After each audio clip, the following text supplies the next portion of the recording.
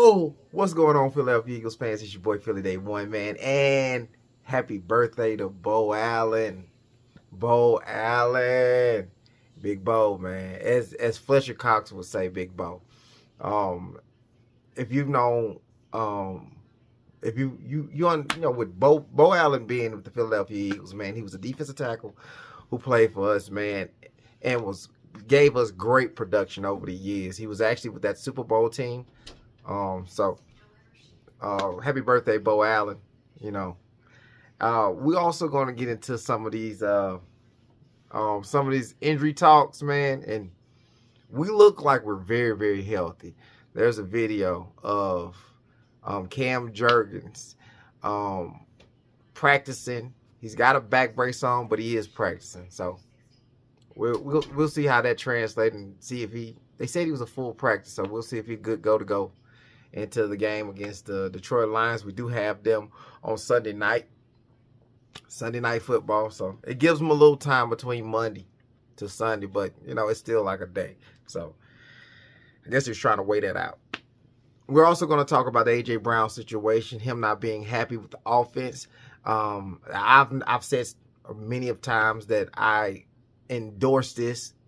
Somebody got to say it, you know what I'm saying? And A.J. Brown is choosing to be the villain when he says it. But T.O. is somebody who's coming out to defend A.J. Brown about his about some of his comments and some of the antics that he's been doing, trying to get everybody to focus in on this offense. And with all that being said, Jeffrey Lurie actually came out there and talked to A.J. Brown. And a lot of people was taking this as Jeffrey Lurie telling him to shut up, or kind of putting him in check, putting his foot down. And I got reason to believe he didn't. So we'll get into that, the source of that. We also have Greg Scosell.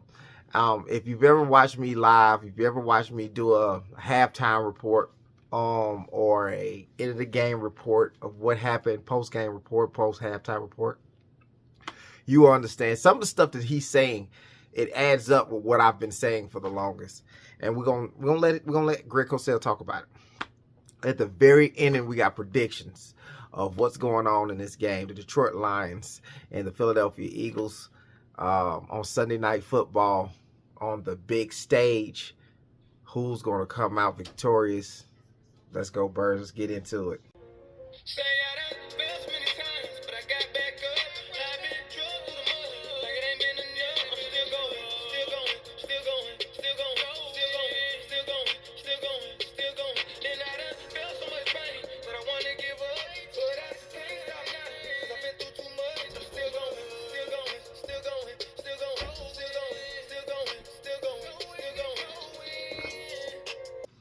All right, man. We got the injury report, man. We got Landon Dickerson, who was a full go. Lane Johnson with the ankle, full go. Willie Lipkin was a full go. I got reason to believe that Willie Lipkin kid gonna be pretty good. And just from what I'm hearing, you know what I'm saying, I would love to see him move, but just from what I'm hearing in Stoutland University, I got reason to believe he's gonna be really good. Tyler Steen. He was a full go. So all the offensive linemen are good. Jordan Davis didn't appear on there. So all the offensive linemen are good. We're going in with a full, healthy offensive lineman. I don't want to say full healthy because Cam Jurgens, he's still dealing with a back issue because he still has the brace on. So, but they were able to go. So, you know, he said in the interview, if you're on the field, you're fully healthy. That's not necessarily true. As we've been seeing with Landon Dickerson, his performance has taken a dip because of the injuries, but he's on the field. So I'm guessing he's saying, you know, no complaining. You know, you get out there, you perform, no complaining. That's very Philadelphia for him. Let's get into the Lions. They will be without Terrion Arnold. It's the cornerback. I don't know if he's star cornerback. I hadn't been keeping up with them at all. But Kirby Joseph, which is the safety, he will be out. Sam Laporta will be out. Peta Asul will be questionable. So we don't really know if he's gonna come out and play. So the Lions are pretty beat up, man. we will not be getting a full healthy Lions team. You know what I'm saying? I think they got all their offensive weapons are available. All their offensive weapons are available. Petasur is a tackle who people compared him to be better than Lane Johnson. So he's got a lot of high praise for this guy, man, and he's questionable. We'll see game time if he can make it. I think he'll probably make it, but you know, a lot of people downplay the injury list. They kind of like make it to where folks you don't really know. They'll say they're out. You know, well, when you say you're out, you can't play. But when you say questionable, a lot of people play questionable. So we'll see. Let's get into the Jeffrey Lurie talk. Jeffrey Lurie came out to talk to AJ Brown, and we have reason to believe this is normal. He'll come out and talk to players all the time, and I knew nothing about this. I ran across the video, and we're gonna watch it today. Get into. You're in the building. You know, you're the owner of the team. You're gonna. Hey, I want to talk to so, and they're coming in. You know, you can have a really substantive discussion if you wanted to at any time. So to me, it comes across as very performative, but it accomplished what it wanted to because now it's turned in. Oh, Jeffrey Lurie stepped his foot in. You know, I can tell you too. He meets with players all the time, has dinners with players. They had one early in the season with the key offensive players. Early in September, when Adam Sandler, if everybody remembers, when Adam Sandler was at the NovaCare complex because he kind of went viral because he took a couple pictures with Jordan Mailata and Lane Johnson. They didn't go because they went out to dinner with Adam Sandler. On that night, Jeffrey had a dinner with some of the key offensive players. So none of this is rare. Okay, so this is normal. This is normal. Hopefully, him coming to talk to AJ Brown, it means he's just stepping in to make the concerns. AJ Brown is doing nothing wrong. In my opinion, nothing is being done wrong. There is a problem. We can see the problem. We should be playing better than this. And it baffles me that the world is willing to shut their eyes on the potential to win another Super Bowl. I don't feel like two. I mean, I love the fact that we got two, but we can get three. We can get three. Does that not motivate anybody? I think Jeffrey Lurie, when we came in, said that motivates him, and Howard Roseman said the same thing to him. He said the second one only motivates me to get the third one. So hopefully this will get Jeffrey Lurie like, hey, whatever's going on with this offense, light a fire under them. Light a fire on their ass. Maybe Kevin Pattuti needed. Maybe Nick Sirianni needed. You know, light a fire under these guys. Stop doing the stuff that we're doing to mask us having these bad offensive performances.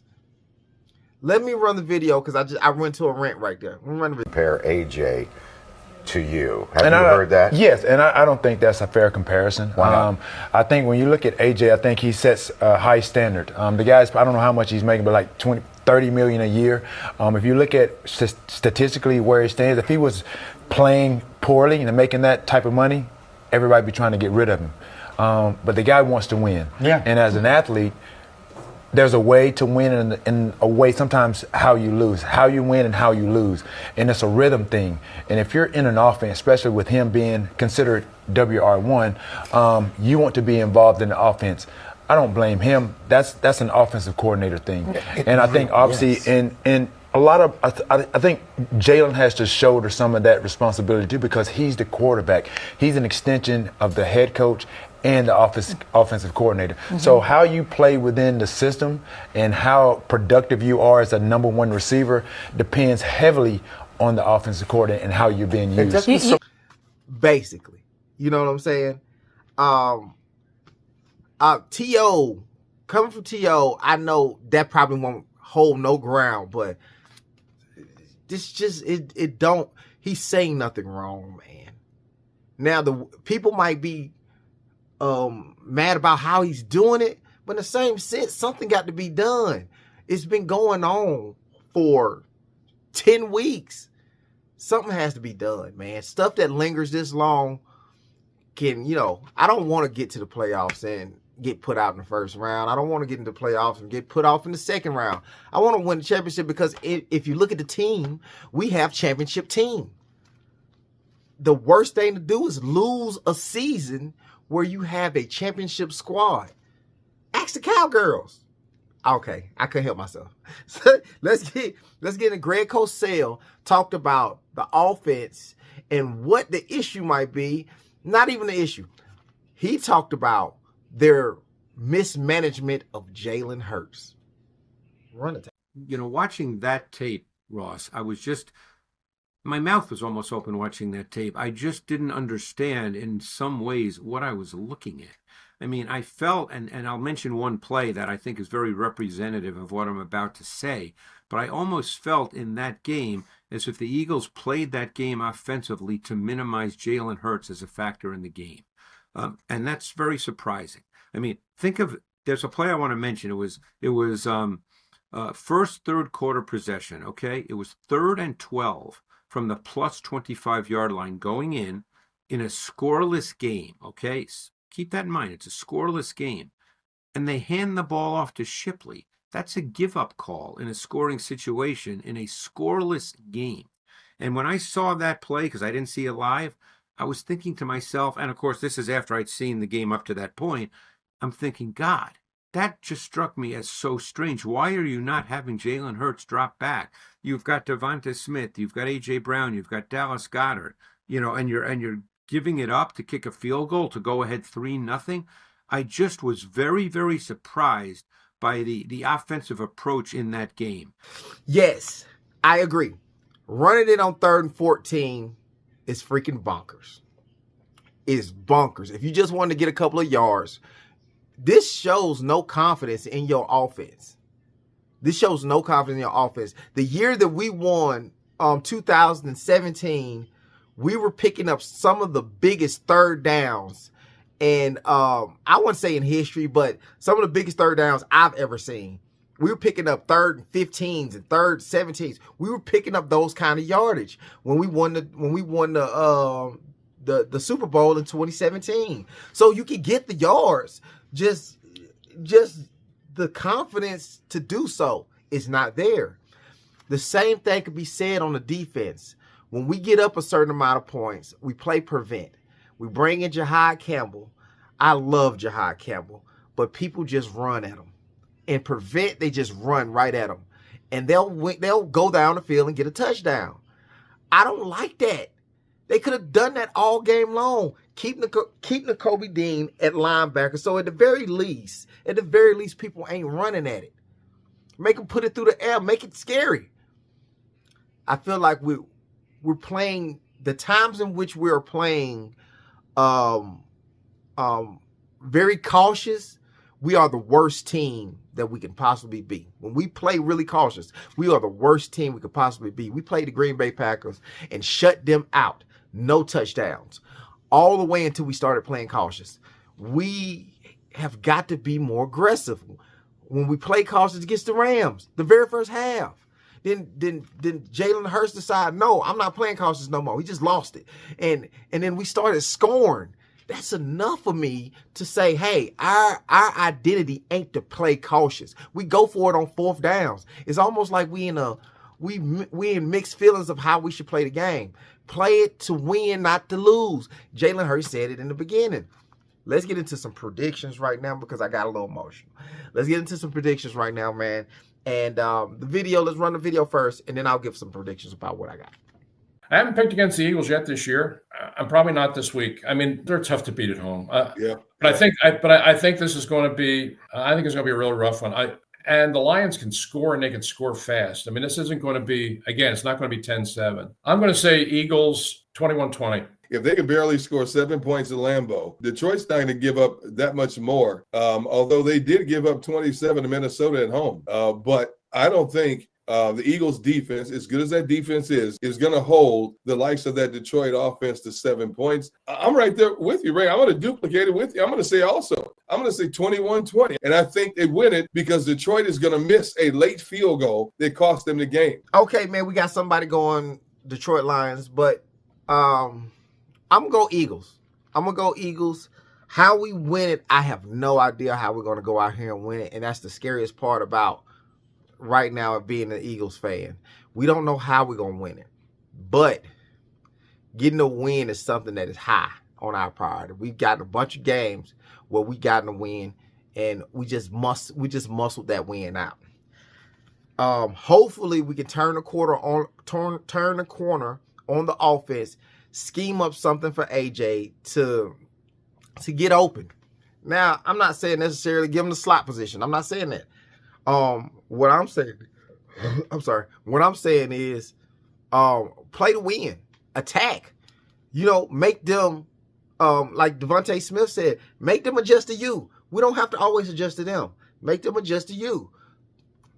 That is all I got to say, man. Like, comment, subscribe, turn those post notifications on so y'all don't miss no video. And we out. Look.